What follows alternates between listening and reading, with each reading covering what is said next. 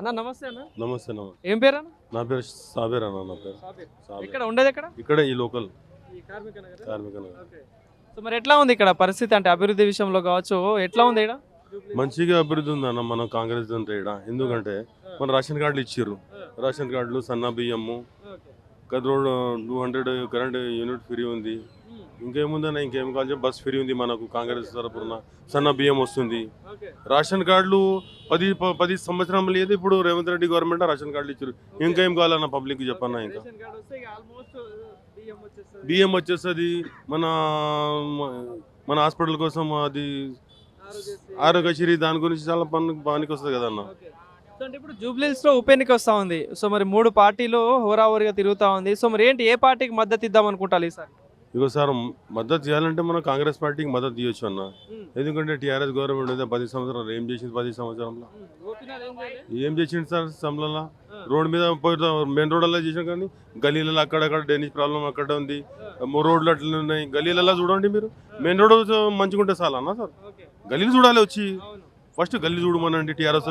ఇదంతా full water వస్తుంది, full water వస్తుంది సార్. అది మీద నుంచి బ్రహ్మశంకర్ నుంచి అక్కడ నుంచి వాటర్ ఫుల్ ఫ్లో అవుతుంది వాటర్ మెయిన్ నుంచి. సో మరి ఎట్లుంటే ఇక్కడ మీ అభ్యర్థి నవీన్ యాదవ్ ఎట్లాంటి వ్యక్తి? నవీన్ యాదవ్ చాలా మంచి 2-3 సార్లు మన కాంటాక్ట్ చేసిండు. ఆయనకు పర్సనల్ ఓట్లు గిట్లు ఉన్నాయి. ఆయనకు ఇంతకుముందు ఇండిపెండెంట్ నిలబడిండు. 19,000 దాకా ఓటు వచ్చినాయి ఆయనకు. ఇండిపెండెంట్గా వచ్చినాయి ఆయనకంటే. ఆయనకు ఉంటుంది. ఎందుకు వచ్చింది? మంచి వ్యక్తి ఉండి కదా, యూత్ ఫాలోయింగ్ ఉంది ఆయనకు ఎక్కువ. యూత్ మంచి గ్యాదర్ అవుతుంది.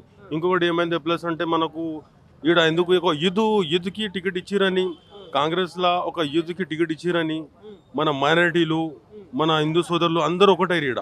ఎందుకంటే ఎందుకంటే ఒక మంచి వ్యక్తికి వచ్చిర్రు, ఒక యువ నేత ఉన్నాడని అందరూ ఒకటి అయినా మంచిగా యూత్ మంచిగా అయింది ఈడ.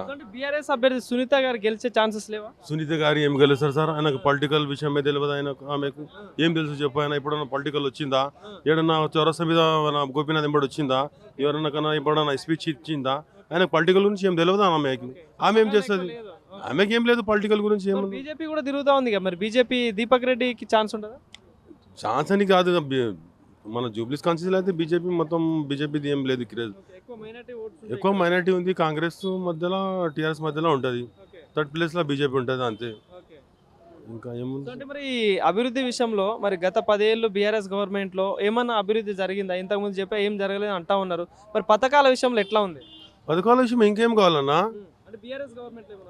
ఏమొచ్చిందా బీఆర్ఎస్ గవర్నమెంట్ ఏమొచ్చింది చెప్పు? ఒక షాదీ ముబారక్, అదే షాదీ ముబారక్. ఇంకేమొచ్చిందన్నా చెప్పు? ఇంకేమన్నా అయిందా? మైనార్టీలకి షాదీ ముబారక్ కన్నా తక్కువ?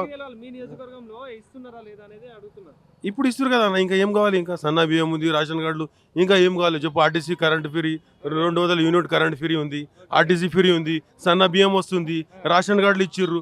ఇంకా ఏం కావాలి చెప్పన్నా? మళ్ళీ ఇంకా ఏం కావాలి చెప్పాలి? అవుతుంది కదా బేదోళ్ళకతో. మన బేదోళ్ళకైతే హెల్ప్ అవుతుంది కదా కాంగ్రెస్ గవర్నమెంట్ నుంచి. ఇంకా చెప్పు.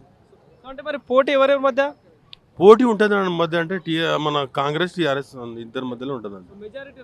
మెజారిటీ మన కాంగ్రెస్ 100%, ఒక 20 నుంచి 30,000 దాకా మెజారిటీ 100% కాంగ్రెస్ గవర్నమెంట్కి వస్తుంది. కాంగ్రెస్కి నవీన్ యాదవ్కి వస్తుంది మెజారిటీ.